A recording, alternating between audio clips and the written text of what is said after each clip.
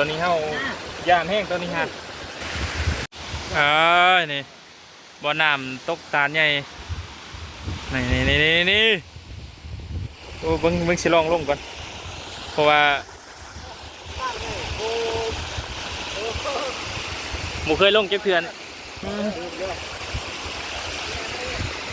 เย้โอ้เนาะสูงนี่เหรอนี่น้ำตก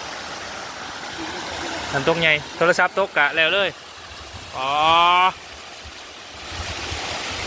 นี่น้ำตกใหญ่เนาะ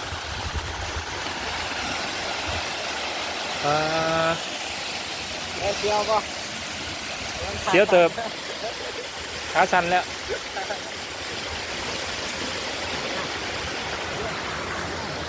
ตอนนี้เฮาย่านแห้งตอนนี้ฮะเมื่อย่านที่ชื่อย่านแห้งใครเนี่ย